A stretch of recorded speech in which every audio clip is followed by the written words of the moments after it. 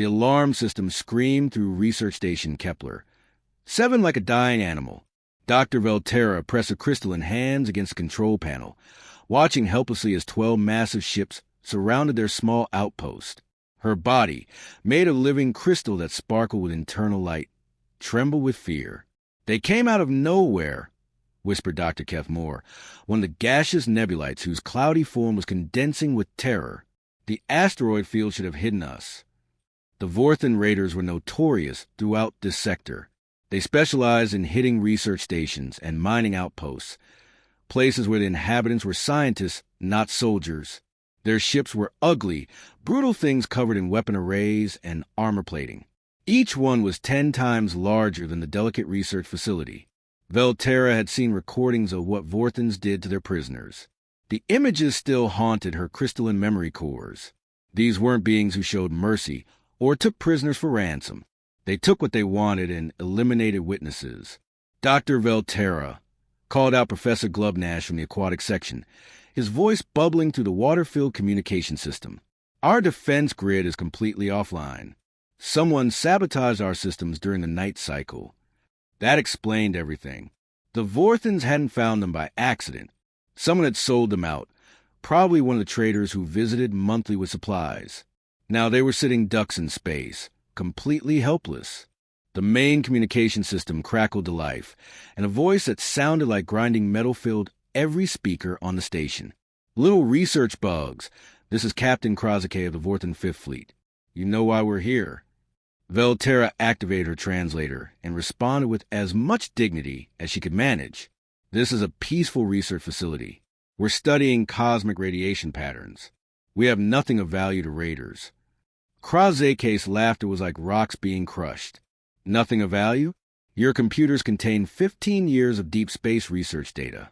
That information will sell for millions on the black market. Your choice is simple. Transfer all data to our ships, or we'll take it from your wreckage." The station's other inhabitants gathered in the main laboratory, their various forms of terror visible despite their different species. The Zephyrians' crystal bodies were flickering with panic light patterns. The nebulites had compressed themselves into tight, fearful clouds. The Thalassans were huddling together in their water chambers, their bioluminescent patches flashing distress signals. Everyone knew what happened to research stations that tried to resist Vorthan raiders. The story spread through the galactic community like warnings. Complete destruction. No survivors. No mercy. "How long until Confederation fleet arrives?" asked Dr. Yilmov, the eldest Zephyrian on the station. Velterra checked her chronometer with sinking hope. 17 cycles. Maybe 18 if they encounter interference in the quantum tunnels. Too long. Far too long. The Vorthans wouldn't wait 17 hours, let alone 17 days. They'd blast through the station's weak hull in minutes once they got impatient. "We could try to transmit the data in small bursts," suggested Keth Moore. "Maybe hide some of it in the backup systems." "They'll scan for that," Velterra replied sadly. "Vorthan ships have military-grade detection equipment. They'll find every data cache we try to hide." Captain Krasake's voice boomed again. "You have 1 standard hour to comply. After that, we start cutting through your hull section by section. Maybe some of you will survive long enough to watch us download everything ourselves." The threat was clear. The Vorthans enjoyed their work too much to make it quick and clean. They'd take their time, making sure the research staff suffered while they pillaged everything of value.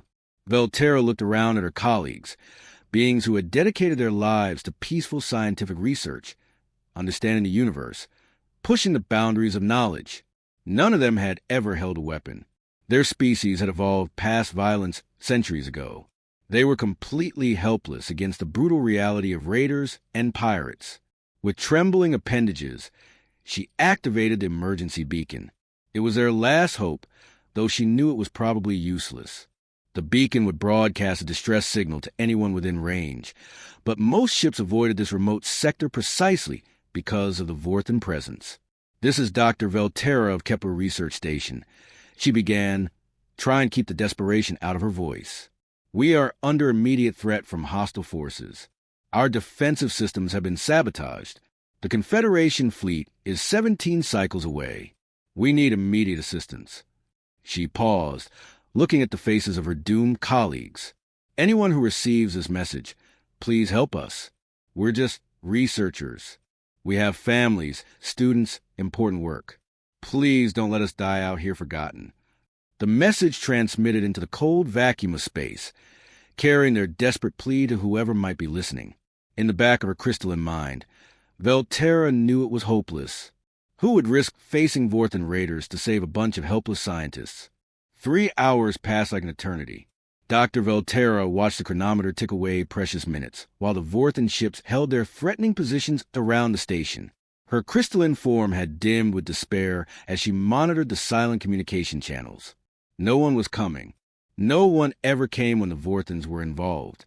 The other researchers had retreated to their quarters, spending what might be their final hours recording farewell messages to their families. Professor Glubnash was teaching his young assistant the traditional Thalassan death songs. The Nebulites had formed a morning cloud in the observation deck.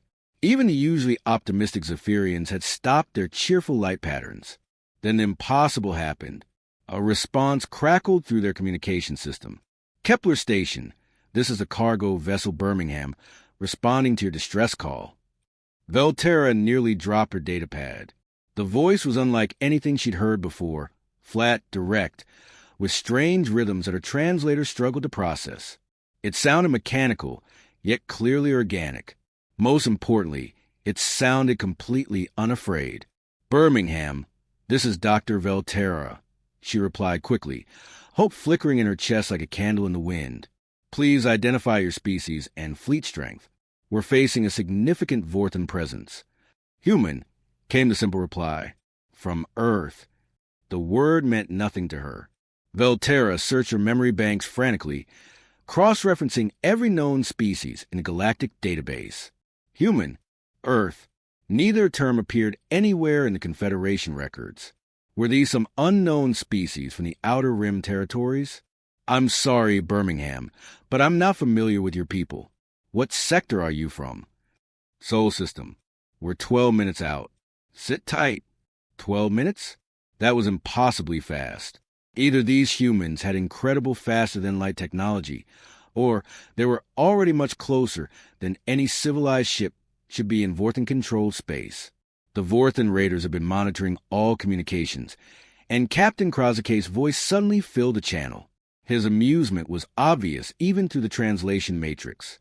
Well, look what crawled out of the void to play hero. Birmingham, was it? What kind of pathetic species name is that for a ship? "It's the name of a city," the human voice replied without any emotion. "On our home world." Krasike's laughter was like grinding gears. "A city? You name your ships after cities? How quaint. Tell me, little humans, what makes you think you can interfere with Vorthan business?" "Received a distress call. We respond to distress calls." The simple statement seemed to confuse the Vorthan captain for a moment. In his experience, most species ran away when they detected his ships. They certainly didn't volunteer to help strangers against overwhelming odds. "How refreshingly stupid," Krasike finally replied. "Show me your fleet strength, brave little humans. I want to know what kind of armada thinks it can challenge 12 Vorthan battlecruisers. 1 ship, 3 crew members." The silence that followed was deafening. Even Dr. Velterra felt her hope crumble. 3 crew members? Against the most feared raiders in this sector of the galaxy? These humans were either completely insane or didn't understand what they were facing. When Krasike finally spoke, his voice was thick with disbelief and amusement. 3? Did you say 3 crew members? Against my entire battle squadron. His laughter echoed through every speaker on the research station. "This is perfect. I was getting bored with just terrorizing helpless researchers. Now I get some entertainment, too." "We're not looking for a fight," the human voice continued, still showing no signs of fear or concern. "Just here to respond to the distress call." "Oh, but there's going to be a fight anyway," Krasike purred with malicious glee. "See, I've decided I want to examine your ship up close. Study these humans, who are either the bravest or stupidest species in the galaxy. Don't worry. After I'm done with the research station, I'll give you a few minutes to run before I hunt you down. Dr. Velterra felt compelled to warn these mysterious humans, even though their arrival seemed to have made the situation worse. Birmingham, you should know that Vorthan raiders show no mercy. They have superior firepower and numbers. Perhaps you should contact your government fleet for assistance. This is our fleet, came the matter-of-fact reply. The casual tone was somehow more unsettling than any threat or boast would have been. These humans spoke like they were discussing a routine maintenance task, not facing impossible odds against the galaxy's most brutal pirates. Krozak had stopped laughing. Something in the human's complete lack of concern was beginning to unnerve even him. What exactly is your ship classification, Birmingham? Cargo vessel. Modified for long-haul transport. Weapon systems? Standard defensive arrays. Crew training. There was a brief pause before the human answered. Mixed background. We get by. Krozak's voice took on a more serious tone. Listen carefully, humans. I'm going to give you one chance to explain why you're not running away screaming. What kind of species responds to a distress call in Vorthan-controlled space with 3 crew members and a cargo ship? The response, when it came, was delivered in the same flat, emotionless tone as everything else, the kind that doesn't leave people behind. The Birmingham appeared on their sensors, like a ghost materializing from the void. Dr. Velterra stared at the readings in confusion. The ship was nothing like the sleek, elegant vessel she was accustomed to seeing. It looked like someone had taken chunks of metal and welded them together with pure stubbornness. The hull was scarred and patched in dozens of places. Burns from asteroid impacts, weapon scoring, and what appeared to be corrosive damage covered its surface like battle scars. Most disturbing of all, it showed no energy signatures that matched any known propulsion system in the galactic database. What kind of technology are they using? Whispered Professor Glubnash, his aquatic form pressed against the observation port. Before Velterra could answer, the Birmingham moved toward their docking bay with mechanical precision. The approach was perfect, but the ship itself groaned and creaked in ways that made everyone nervous. It sounded like it was held together by willpower and luck. The docking clamps engaged at a heavy thud that shook the entire research station. The airlock cycled with sounds that reminded Velterra uncomfortably of grinding bones. When the inner door finally opened, 3 figures stepped through wearing environmental suits that looked primitive by galactic standards. The lead figure reached up and removed her helmet with a casual motion that made every researcher take a step backward. What they saw defied everything they thought they knew about intelligent life. The creature was bipedal, standing roughly 2 meters tall with a build that suggested incredible physical strength. But it was a face that made Velterra's crystalline structure resonate with primal fear. The eyes were positioned forward on the skull, like a predator's, designed for tracking prey rather than watching for threats. The mouth contained rows of pointed teeth, clearly evolved for tearing flesh. "I'm Captain Kate Morrison," the human said, her voice carrying easily through the station's atmosphere without any mechanical assistance. "This is Engineer Tom Harris and Sergeant Jack Coleman. We got your distress call." The other 2 humans had removed their helmets as well, revealing similar predatory features. Tom was scanning the station's interior with eyes that missed nothing, while Jack was studying the tactical displays with professional interest. Neither showed any sign of discomfort despite the station's harsh environmental conditions that require protective equipment for most species. Dr. Velterra activated her translator. Though these humans seemed to understand galactic standard perfectly. "Captain Morrison, I must warn you about the situation. The Vorthan raiders possess overwhelming firepower. Surely you have additional ships in reserve." Kate's expression didn't change. "This is it. Just us." The casual admission sent ripples of despair to the gathered researchers. 3 beings, no matter how physically imposing, couldn't possibly stand against 12 battle cruisers. Yet these humans showed no signs of fear or even concern. Tom was examining a damaged power coupling with his bare hands, apparently unbothered by the electrical discharge that would have hospitalized most species. "Environmental systems are holding, but your defensive grid is completely fried. Someone did a professional job sabotaging it." Jack had found the station's tactical display and was studying the Vorthan formation with the same intensity a scholar might give to an ancient text. 12 ships, heavy cruiser class, standard raider formation, designed to prevent escape rather than maximize firepower. Interesting choice. Captain Krasike's voice suddenly boomed through the communication system, making every researcher jump. The humans didn't even blink. So the mystery species finally reveals itself, the Vorthan captain sneered. Ugly little creatures, aren't you? Those faces look like they were designed for violence. How refreshing. Most species in this sector are so boringly peaceful. Kate activated her communication device with a simple gesture. Her voice, when she replied, carried no emotion whatsoever. This is Captain Morrison. You have 10 minutes to withdraw from this system. The silence that followed was broken by Krasike's incredulous laughter. 10 minutes? Did this primitive just give me an ultimatum? With what army, human? Your cargo ship against my battle squadron. We don't need an army, Kate replied simply. Something in her tone made Dr. Velterra's translator struggle with the nuances. There was no boasting, no anger, no fear. Just a statement of fact delivered with the same casual tone someone might use to discuss the weather. Tom was now examining the station's mining laser array with obvious interest. Kate, these industrial cutters have impressive power output. Someone built this place to carve up asteroids. Jack had pulled up the schematics of Vorthan ship designs from somewhere and was studying them with professional appreciation. Their armor plating is optimized for energy weapons. Interesting weakness in the engine core shielding, though. Probably never expected anyone to target it from this angle. Krasike's voice had lost some of its amusement. What are you creatures talking about over there? Planning your surrender speech. Kate looked at her crew with what might have been the ghost of a smile. Tom, how long to overload those mining lasers? Jack, can you get me targeting data on their engine vulnerabilities? Mining lasers aren't weapons, Dr. Velterra protested weakly. Kate's smile revealed those predator teeth in all their terrifying glory. Everything's a weapon if you know how to use it.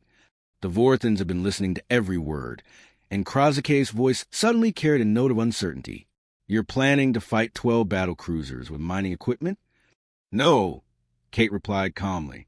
We're planning to win with mining equipment. What happened next would haunt Dr. Velterra's memory cores for the rest of her existence. The humans move with fluid, predatory grace that seemed to defy every law of physics she understood. It was like watching apex predators who had been pretending to be harmless until the moment came to reveal their true nature. Kate stood at the station's central command console, her fingers dancing across controls that had been declared irreparable just hours earlier. Somehow, she was coaxing power from systems that 3 different engineering teams had given up on. Sparks flew from overloaded circuits, but she didn't even flinch. Tom, I need you to reroute power through the mining laser array, she called out while simultaneously coordinating with Jack. Can you boost the output by 300%? Tom was elbow deep in a power coupling that was crackling with enough electricity to kill most sentient beings. He pulled his hands out, completely unharmed, and wiped them on his pants like he'd been fixing a simple household appliance. 300%? Kate, that's going to fry every safety system on this station. That's the idea, she replied with that terrifying smile. Dr. Velterra watched in fascination and horror as Tom began rerouting power conduits with his bare hands. The energy levels flowing through those systems should have reduced him to ash, but he worked with the casual confidence of someone changing a light bulb. Jack had somehow accessed the station's external sensors and was tracking the Vorthan ships with mathematical precision. I've got targeting solutions on all 12 vessels. Their formation is actually working against them. They're packed too tight to maneuver effectively. Mining lasers aren't designed for combat.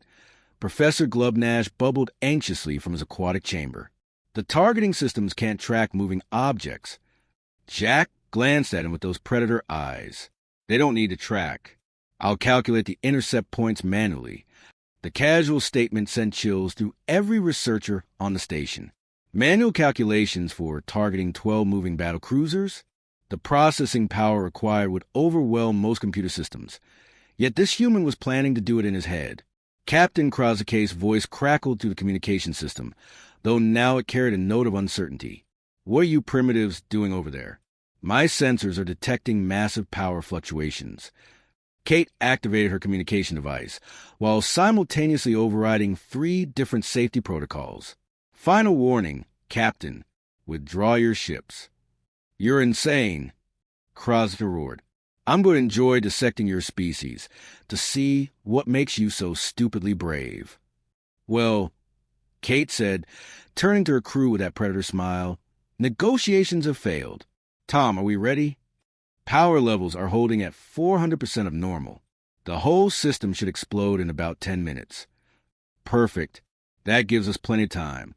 Jack! Jack's eyes were focused on calculations that no organic mind should have been able to process. I've got firing solutions locked. Their engine cores are positioned exactly where I thought they'd be. Vorthons are predictable. Dr. Velterra watched in stunned silence as Kate began the most impossible military operation she had ever witnessed. The humans had studied the Vorthon formation for exactly 4 minutes and somehow identified weaknesses that the galaxy's best military strategists had never noticed. The first mining laser fired with a brilliant flash of coherent energy. It wasn't aimed at any of the Vorthon ships directly. Instead, it struck an asteroid that Jack had calculated would fragment in a specific pattern. The debris cloud that resulted created a perfect screen that blocked the radar sensors for exactly 12 seconds. During those 12 seconds, Tom had reconfigured the entire power grid and fired 3 more mining lasers in a sequence that Dr. Velterra's crystalline mind couldn't follow. The beam struck seemingly random points in space, but Jack's calculations had been perfect. The first Vorthon ship died when its engine core was pierced by a precisely aimed laser that had bounced off 2 different asteroid surfaces before finding its target. The explosion lit up space like a newborn star. Captain Krasake's voice was no longer amused. Impossible. Our shields should have deflected that. Your shields were designed for energy weapons. Kate replied calmly while Tom prepared the next sequence. Not industrial mining equipment operating at 4 times normal power levels. The second ship fell to an even more creative attack. Jack had somehow weaponized one of the station's asteroid tugs, using its magnetic grapples to drag a metallic asteroid directly into the Vorthon vessel's path. The collision tore through the raider's hull like paper. By the time Captain Krasake realized these weren't ordinary sentients, half his squadron was drifting debris. His remaining ships began breaking formation, but the humans had anticipated that too. What are you? Krasake's voice had lost all trace of its former confidence. What kind of monsters did we encounter? Kate's response was delivered in the same flat, emotionless tone she'd used from the beginning. We're from Earth.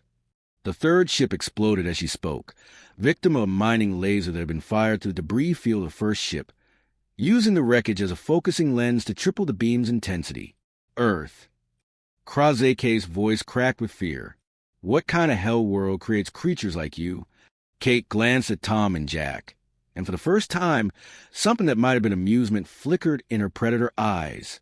The kind where everything tries to kill you from the day you're born. The silence that followed the destruction of the Vorthon squadron was unlike anything Dr. Velterra had ever experienced. Space around Research Station Kepler 7 was littered with debris from 8 destroyed raider ships, while 4 survivors limp away at maximum burn, their hulls scarred, and their crews probably traumatized beyond recovery. Captain Krasake's final transmission would become legendary among pirate crews throughout the sector. All vessels, avoid the Sol system. Repeat, avoid all contact with species designation human. These are not prey. These are apex predators. The 3 humans stood in the station's command center like they had just finished a routine maintenance task. Tom was casually shutting down the overloaded power systems he had jury-rigged, whistling some tune that the translators couldn't identify.